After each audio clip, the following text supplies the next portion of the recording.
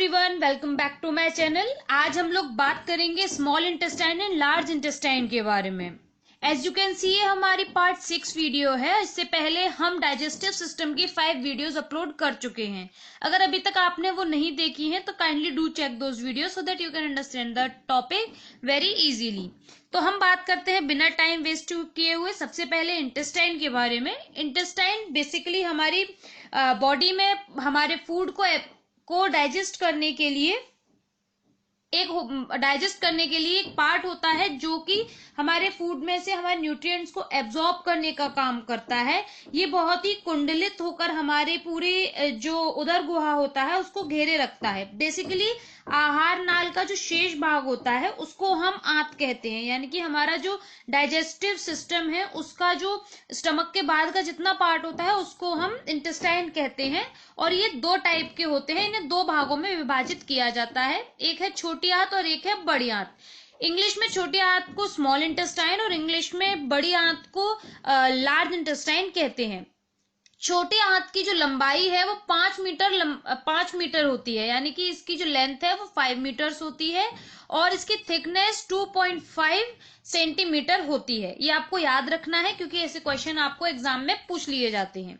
वहीं जो बड़ी आंत है वो बड़ी आंत छोटी आंत से थोड़ी सी बड़ी कुछ छोटी होती है, लेकिन ये चौड़ी होती है। As you can see in this image, ये जो आपको कलर्ड है और जो हाईलाइटेड है वो पार्ट आपका छोटी आंत है जो कि बहुत ही कुंडलित है। जैसे कि आप देख सकते हैं ये घुमावदार है और साथ में ही इसकी जो लेंथ है वो 5 मीटर है।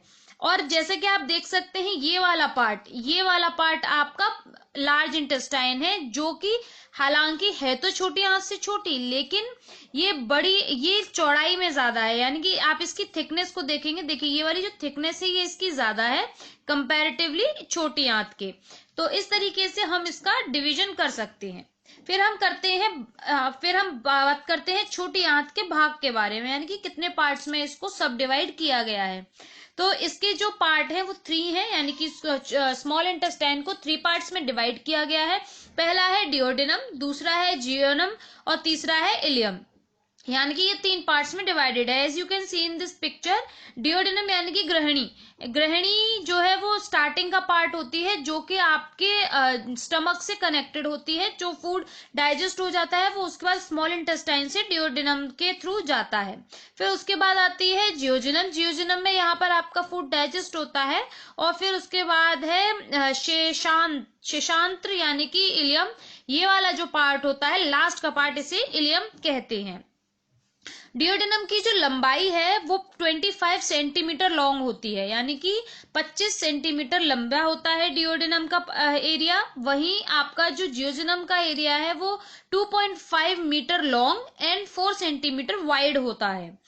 इलियम जो है वो 2.75 मीटर लॉन्ग और 3.5 मीटर वाइड होता है। ये आपको मोस्ट इंपॉर्टेंट है, आपको ये लिख लेना है और ये आपको याद कर लेना है ताकि आप इसको भूले नहीं। आप चाहे स्क्रीनशॉट ले सकते हैं, बट आई सजेस्ट यू कि आप अपने नोट्स में और अपनी नोटबुक में इसको लिखें, क्योंकि स्क्रीनशॉट्स आप यूजुअली एग्जाम के टाइम पर जल्दी से देख नहीं पाते हैं।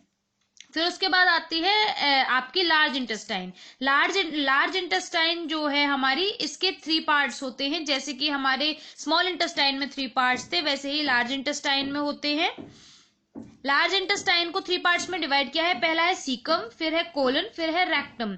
यानी कि अगर हिंदी में अगर हम बात करें तो उडुक, बृहदांत्र और है मलाशय। ये 3 पार्ट्स में लार्ज इंटेस्टाइन को डिवाइड किया गया है। सीकम आपका ये पार्ट होता है जो कि स्मॉल इंटेस्टाइन से कनेक्ट होता है और स्मॉल इंटेस्टाइन के बाद फूड सीकम से होता हुआ हमारे लार्ज इंटेस्टाइन में जाता है। फिर उसके बाद आपका आता है कोलन आपके ये बेसिकली ये पूरा पार्ट आपका कोलन कहलाता है। फिर उसके बाद लास्ट में आपका आता है रेक्टम, यानी कि ये पार्ट आपका रेक्टम कहलाता है। कोलन जो सीकम है वो सिर्फ कनेक्शन का पार्ट है और कोलन जो है बाकी पूरी जो नलिका है वो पूरी कोलन होती है। और rectum as you can see ये आपका पार्ट रेक्टम होता है जो कि आपके वेस्ट प्रोडक्ट को बाहर निकालने का काम करता है।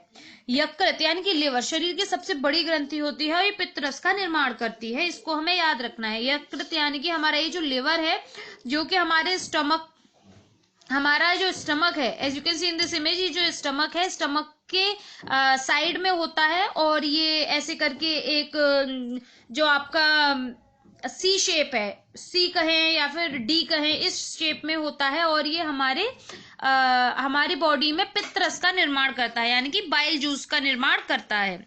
छोटी आंत की दीवारें अपेक्षाकृत पतली होती हैं। आपको कुछ यहाँ पे मैं फैक्ट्स बताने वाली हूँ जो आपको याद रखने हैं, जो कि आपके क्वेश्चन पेपर में आपसे पूछे जाते हैं, काफी इंपॉर्टेंट है और इनको आप जरूर नोट डाउन कर लीजिएगा। जो छोटी आंत है उसकी दीवारें अपेक्षाकृत पतली होती हैं कंपेयर टू बड़ी आंत के। रसांकुर, यानी कि इनमें रसांकुर या फिर वैलीज पाई जाती हैं। रसांकुर चूंकि इस तरीके की एक फिंगर्स जैसी पतली पतली होती हैं जो कि इसमें पाई जाती हैं। इसमें इनसे अवशोषण 600 गुना बढ़ जाता है, यानी कि जो हमारी बॉडी में न्यूट्रिएंट्स को एब्जॉर्ब करने की पावर है वो 600 टाइम्स बढ़ जाती है ड्यू टू दीज वेलीज, यानी कि रसांकुर के कारण ही ऐसा होता है। जो वेलीज होती हैं वो पचे हुए भोजन को सोखने का या फिर अवशोषित करने का या फिर एब्जॉर्ब करने का काम करती हैं। अगर आपसे पूछा जाए कि आपके शरीर में भोजन को अवशोषण करने का कार्य कहाँ होता है, तब आप बताएंगे छोटी आंत में, यानी कि स्मॉल इंटेस्टाइन में। अगर आपसे पूछा जाता है कि स्मॉल इंटेस्टाइन के कौन सा पार्ट आपके फूड को एब्जॉर्ब करता है, तब आप बताएंगे वैली को। अगर आपको वैली और स्मॉल इंटेस्टाइन दोनों ऑप्शन दे रखे हैं तो आप पहले वैलीज को यानी कि रसांकुर को चूज करेंगे। रसांकुर के बीच बीच में इंटेस्टाइनल ग्लैंड होती है जो कि इंटेस्टाइनल जूस को सीक्रेट करती है, यानी कि स्त्रावित करती है। इन रसांकुरों के बीच में ही होती है, यानी कि हमारी जो बेलीज होती हैं जो ऐसे ऐसे ऐसे ऐसे होती हैं इस शेप में, उनके बीच में ही इंटेस्टाइनल ग्लैंड होती हैं जो कि इंटेस्टाइनल जूस को सीक्रेट करने का काम करती हैं। अब हम बात करते हैं बड़ी आंत के बारे में। बड़ी आंत यानी कि लार्ज इंटेस्टाइन, ये इसकी लंबाई में ये छोटी आंत से छोटी पर अधिक चौड़ी होती है। ये बात मैं आपको पहले भी बता चुकी हूँ। इसके 3 पार्ट होते हैं, सीकम है, कोलन है और तीसरा हमारा रेक्टम होता है। सीकम की जो लंबाई है वो 6 centimetre long and 7.5 centimetre broad होती है। ये एक थैली की तरह संरचना होती है, जो कि मैं आपको भी इमेज में दिखा चुकी हूँ। कोलन जो है 1.25 मीटर लॉन्ग और 6 सेंटीमीटर वाइड होता है। ये यू शेप का होता है, जैसे कि आपने देखा था ये तो कोलन था जो कि स्मॉल इंटेस्टाइन से जुड़ रहा था। बाकी ये वाला जो पूरा पार्ट था जो यहाँ पे आके रेक्टम बन रहा था, तो ये जो कोलन शेप है ये सी शेप होती है, यानी कि ये हमारी बॉडी में सी शेप में होता है, और जो हमारा सीकम है वो थैली की तरह दिखाई देता है। और ये सी शेप में होकर छोटी आंत को पूरी तरीके से छोटी आंत जो है पूरी तरीके से इसको घेरे रहता है छोटी आंत को। ये आपका सी शेप है, ये रहा। अब आप इससे समझ सकते हैं। लास्ट आता है हमारा रेक्टम। ये है हमारा रेक्टम। ये 18 से 20 सेंटीमीटर लॉन्ग और 4 सेंटीमीटर ब्रॉड होता है। ये इसकी जो ये लेंथ है वो 18 टू 20 सेंटीमीटर है, और जो आपकी ये इसकी विड्थ है वो आपकी 4 सेंटीमीटर होती है। फिर हमारा लास्ट पॉइंट आता है पाचन तंत्र से संबंधित पाचक ग्रंथियां, यानी कि हमारी बॉडी में कौन कौन सी ग्लैंड्स होती हैं जो डाइजेस्टिव जूसेस को सीक्रेट करती हैं और हमारे डाइजेशन में हेल्प करती हैं। तो हमारी बॉडी में बेसिकली 5 ग्लैंड्स होती हैं, जैसे कि सलाइवा ग्लैंड, जिसको मैं आपको स्टार्टिंग में बता चुकी हूँ, और यहाँ पर मैं बता रही हूँ आपको सलाइवा ग्लैंड यानी कि लार ग्रंथियों के बारे में, यकृत यानी कि लिवर, और तीसरा है पेनक्रियाज।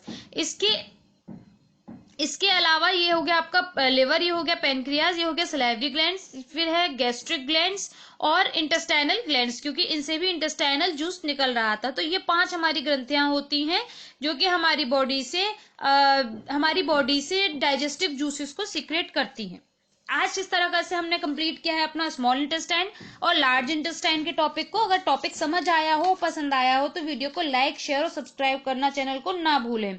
अभी अगर आपने बेल आइकन प्रेस नहीं किया है तो बेल आइकन को प्रेस कर दे, जिससे कि आपको लेटेस्ट नोटिफिकेशन की इंफॉर्मेशन सबसे पहले मिलती रहे। इसके बाद हम बात करेंगे एक बहुत इंपॉर्टेंट टॉपिक पर, जो है कि फंक्शंस ऑफ लिवर। लिवर के फंक्शंस हमारी बॉडी में मोस्ट इंपॉर्टेंट टॉपिक्स में से आते हैं, क्योंकि इसमें कई सारे टर्म्स जैसे कि ग्लाइकोजेनेसिस, और आपका ग्लाइकोजेनेसिस, ग्लाइकोनियोजेनेसिस और ग्लाइकोजेनेसिस, इस तरीके के कई टर्म्स इसमें यूज किए जाते हैं। पिगमेंट्स क्या होते हैं और विटामिन का संश्लेषण कहाँ होता है, इस तरीके के क्वेश्चंस के आंसर आपको नेक्स्ट वीडियो में देखने को मिलेंगे। और अगर आपने अभी प्रीवियस वीडियोस नहीं देखी थी डाइजेशन सिस्टम की, तो kindly do check those videos as well. और जैसे ही हम लोग सैटरडे तक इन सारे टॉपिक्स को कवर कर लेंगे, तो मंडे से हम न्यूट्रिशन का कंप्लीट अपना प्रैक्टिस सेट्स जो प्रीवियस ईयर में आ चुके हैं उनको पहले सॉल्व करेंगे, उसके बाद नेक्स्ट हम होम मैनेजमेंट यानी कि गृह प्रबंधन को स्टार्ट करेंगे।